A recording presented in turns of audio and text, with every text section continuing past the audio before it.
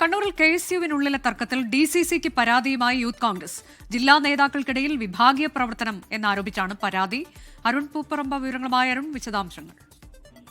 അനുജ, കണ്ണൂർ സർവകലാശാല സെനറ്റ് തെരഞ്ഞെടുപ്പിന് പിന്നാലെയാണ് കണ്ണൂർ KSU ഘടകത്തിൽ വലിയ പൊട്ടിത്തെറി ഉണ്ടായത്. അതിൽ വിഭാഗീയ പ്രവർത്തനം ഉൾപ്പെടെ പാർട്ടിക്ക് പലതരത്തിലുള്ള പരാതി, കോൺഗ്രസ് DCCക്ക് പരാതി ലഭിക്കുകയും ചെയ്തിരുന്നു. ഈ സെനറ്റ് തെരഞ്ഞെടുപ്പിൽ സമ്പൂർണമായി KSU കണ്ണൂർ സർവകലാശാലയിൽ പരാജയപ്പെട്ടു.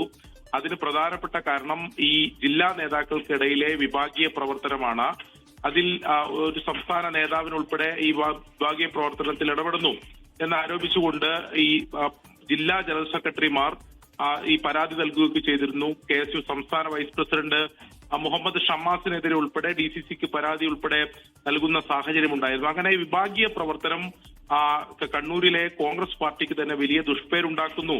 ഇത് മുന്നോട്ട് പോയാൽ അത് പാർട്ടിക്ക് ഗുണം ചെയ്യില്ല എന്ന് ചൂണ്ടിക്കാണിച്ചുകൊണ്ടാണ് ഇത് അവസാനിപ്പിക്കുന്നതിന് വേണ്ടി നടപടി വേണമെന്ന് ആവശ്യപ്പെട്ടുകൊണ്ട് യൂത്ത് കോൺഗ്രസ് ജില്ലാ ഘടകം ജില്ലാ പ്രസിഡന്റ് വിജിൽ മോഹൻ ഇപ്പോൾ കണ്ണൂർ DCC പ്രസിഡന്റിന് ഈ പരാതി നൽകിയിട്ടുള്ളത്. വിഭാഗീയ പ്രവർത്തനം നടത്തിയിട്ടുള്ള ജില്ലാ നേതാക്കൾക്കെതിരെ ഇതിൽ സംഘടനാ നടപടി വേണം എന്നാവശ്യപ്പെട്ടുകൊണ്ടാണ് യൂത്ത് കോൺഗ്രസ് ഈ പരാതി കണ്ണൂർ DCC പ്രസിഡന്റിന് നൽകിയിട്ടുള്ളത്. കണ്ണൂർ KSUവിലെ തർക്കത്തിലാണ് DCCക്ക് പരാതിയുമായി യൂത്ത് കോൺഗ്രസ് രംഗത്തെത്തിയത്. നടപടി വേണം സംഘടനാ തലത്തിൽ എന്നുള്ളതാണ് ആവശ്യം.